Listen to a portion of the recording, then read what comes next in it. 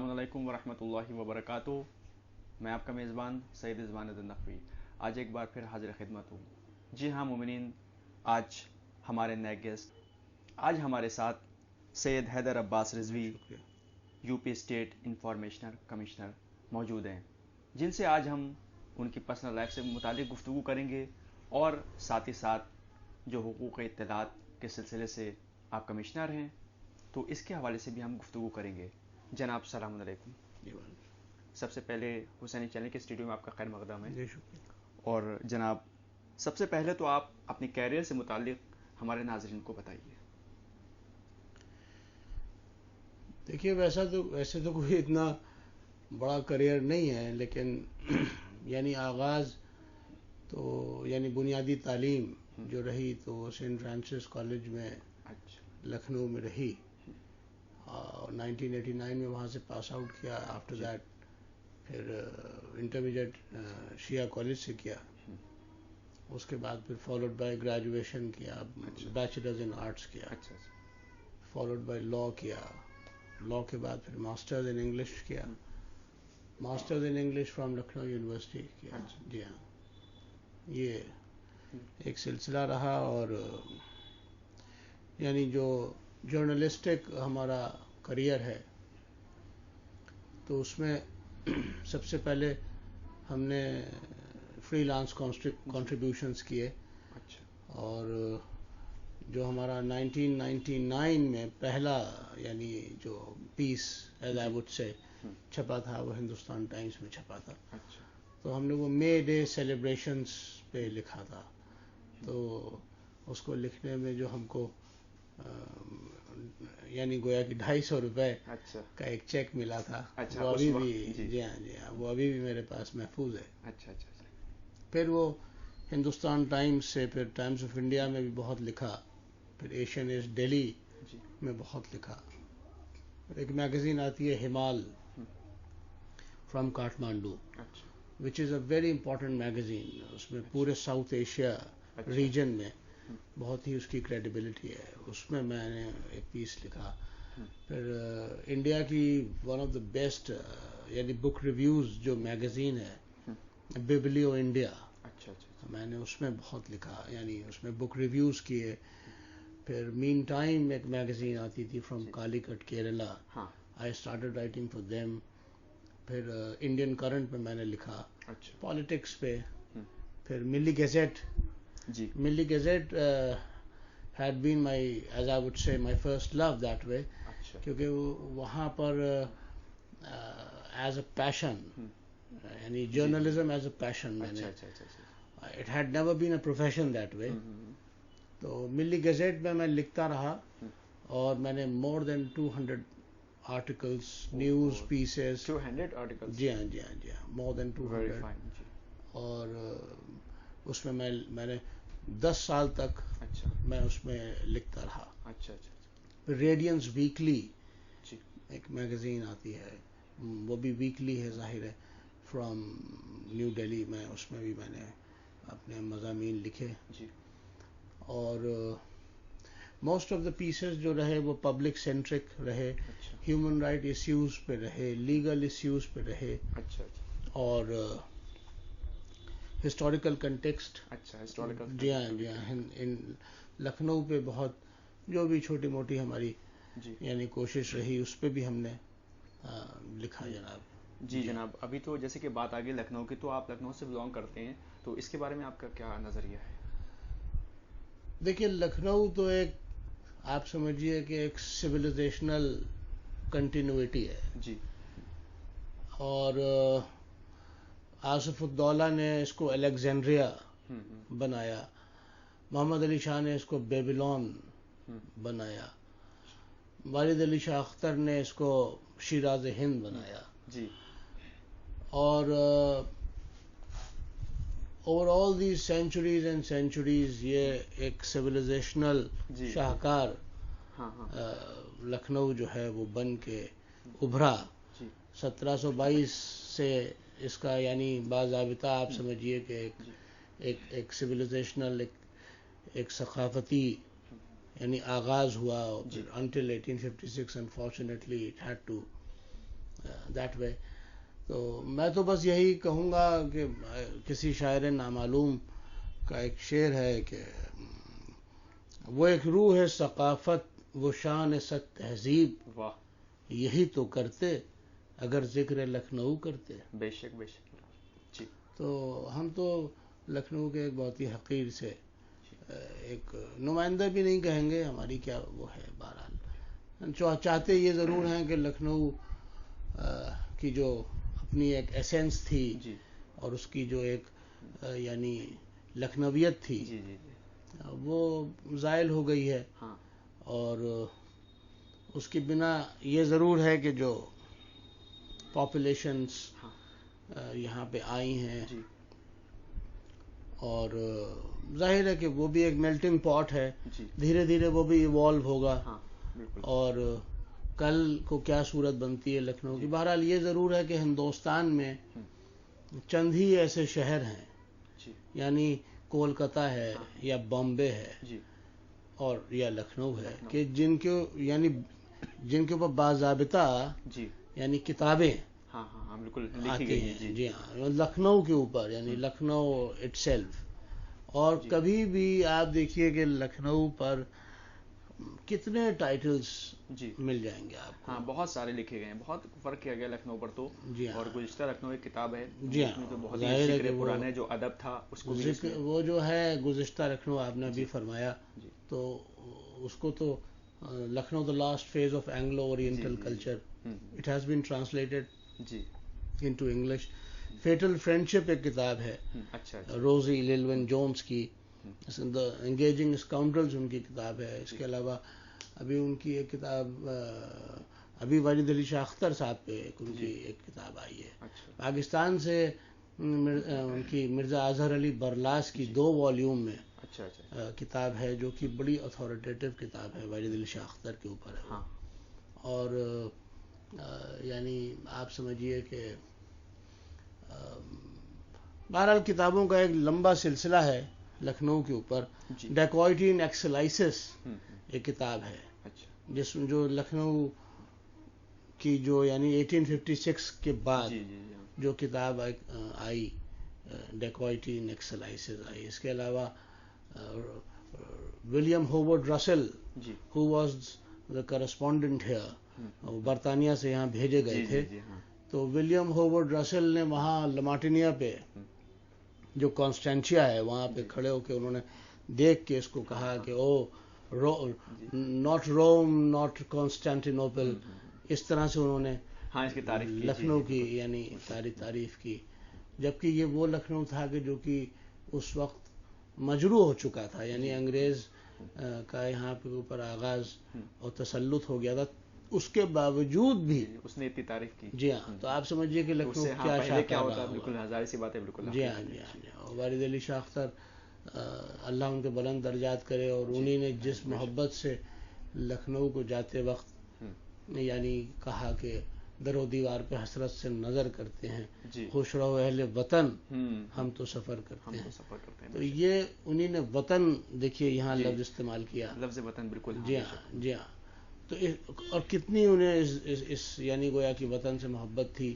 جی یعنی کہ ان کو بہت عقیدت تھی اپنے اس لکھنؤ سے، اس لیے اس کو وجہ لکھنؤ کہنے کی انہوں نے وطن کا لقب. جی ہاں جی ہاں. تو بہت محبت تھی انہیں، بہت پیار کرتے تھے وہ لکھنؤ کی. جی ہاں جی ہاں جی ہاں جی.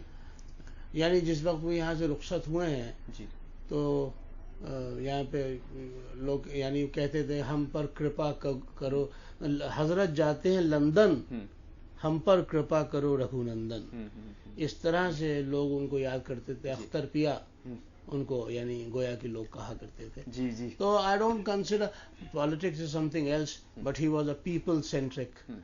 ہر عوام کے دل میں، ہر شخص کے دل میں ان کی محبت تھی. بے شک. اب جناب ہم پالیٹکس کی طرف بھی آنا چاہتے ہیں. جو لکھنؤ کے سیاسی حالات ہیں اس پر بھی آپ اشارہ کریں. دیکھیے انگریزی میں ایک بات کہی جاتی ہے کہ consistency is a hall mark of a donkey. تو کنسسٹنسی تو ہے نہیں. پالیٹکس تو آگے جائے گی جی بالکل، اور پالیٹکس رکے گی نہیں.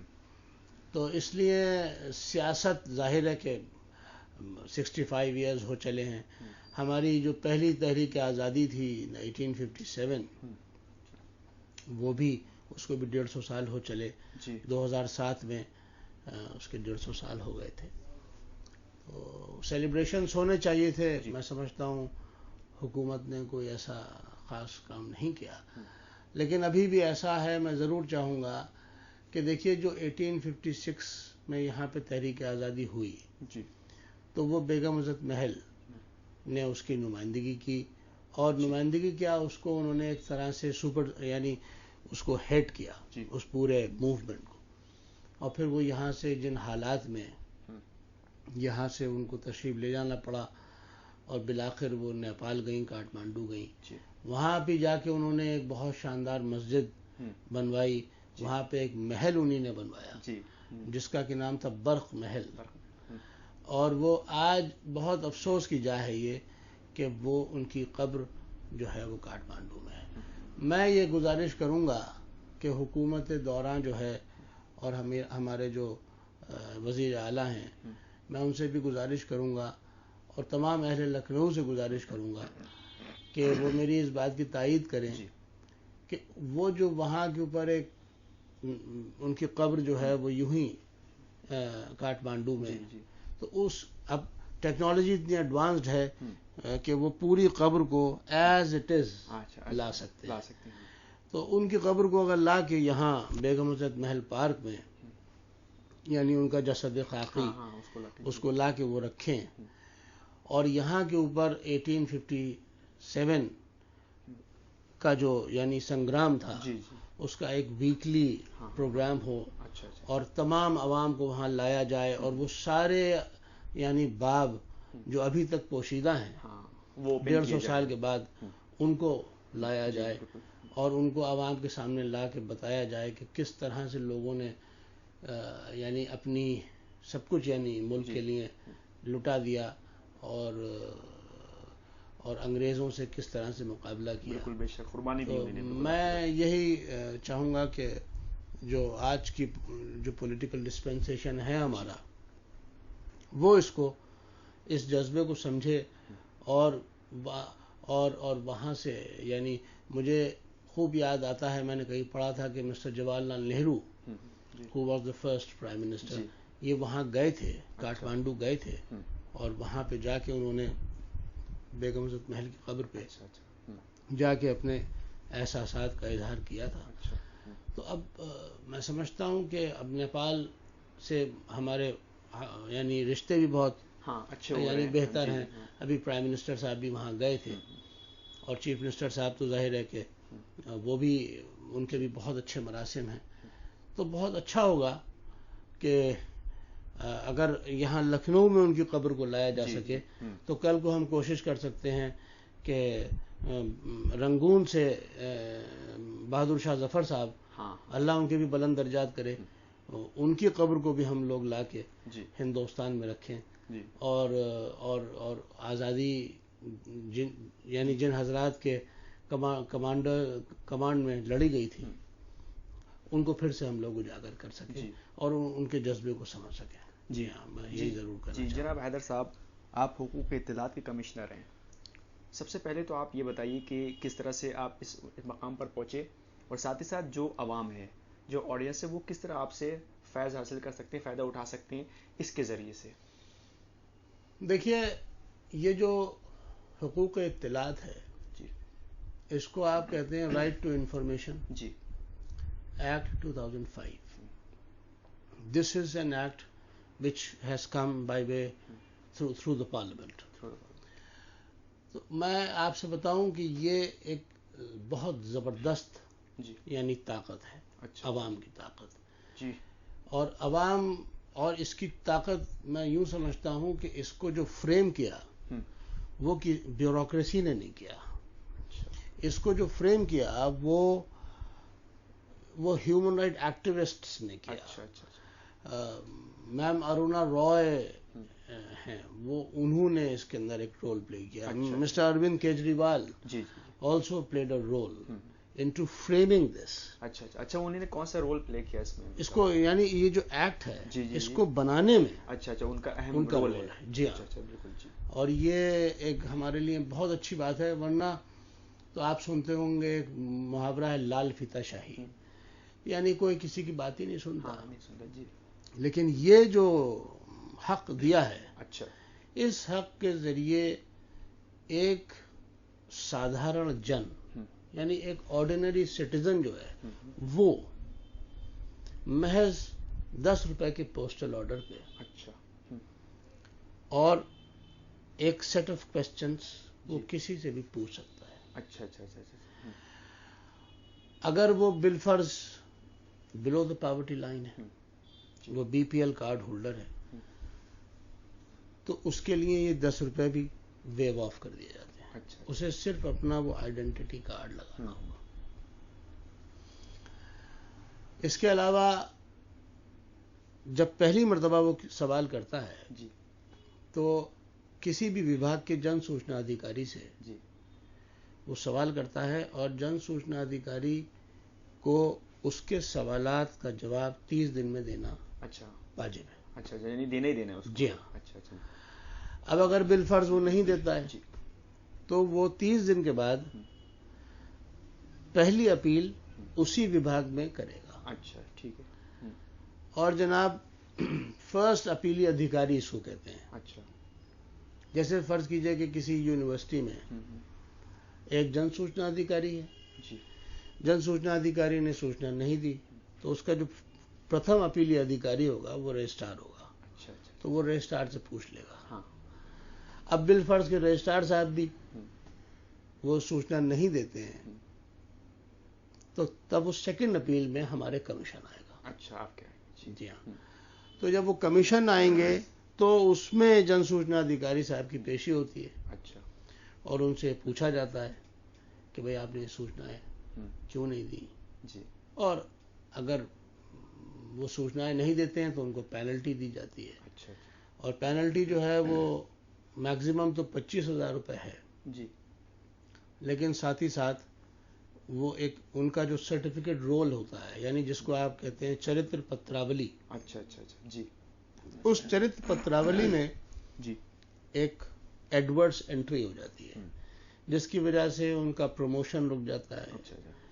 ان کی پینشن رک جائے گی. اچھا یہ سب رک جائے گا. ان کی سیلری رک جائے گی. اچھا. جی.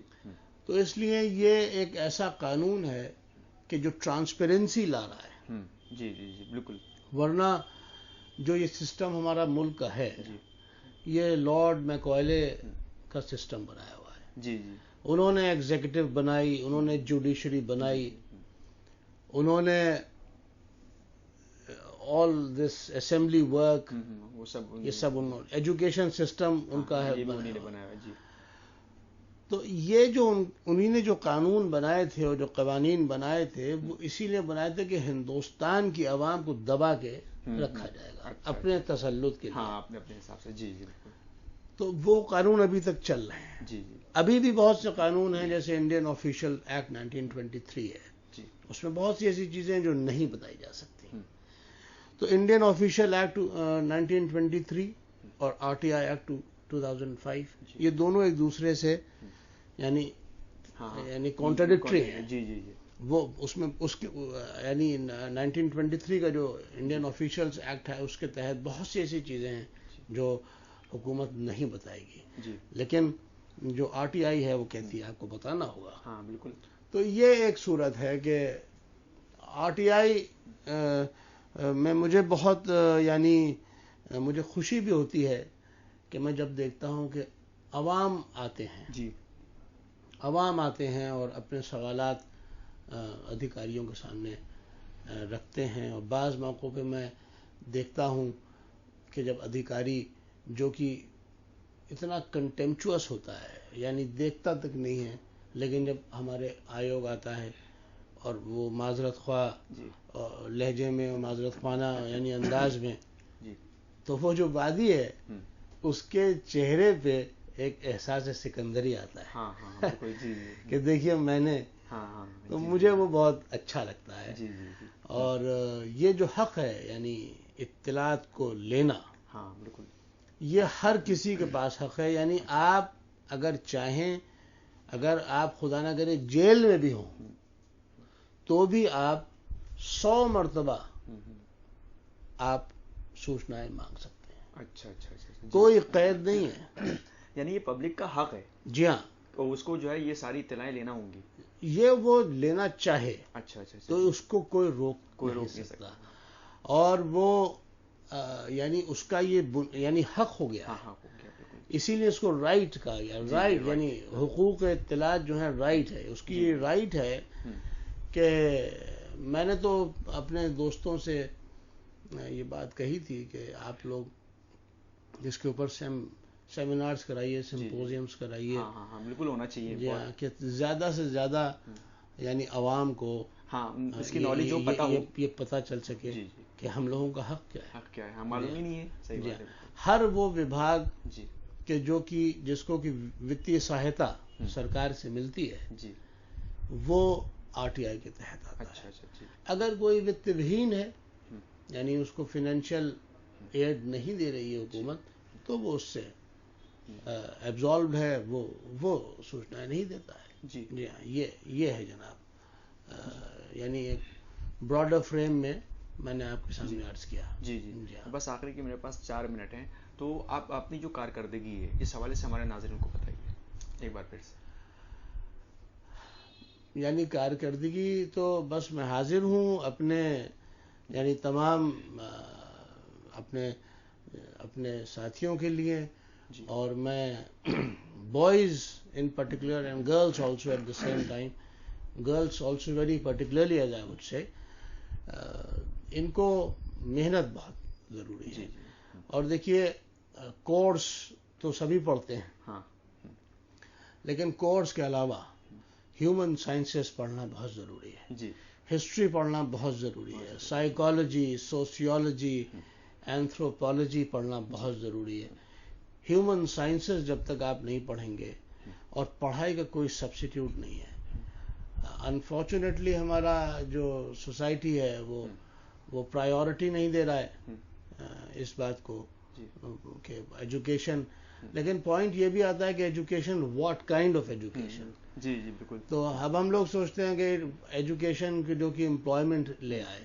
امپلائمنٹ تو سبھی کو مل جاتا ہے. ہاں بالکل. جی. لیکن آپ ایلیویشن آپ میں آئے، آپ میں ایک سیلف اسٹیم آئے، ایک رسپیکٹ آئے، ایک ڈگنیٹی آئے، ایک سویلائزڈ ایک یعنی ہیومن آپ بنے، اور آپ ایک شاہکار بنے.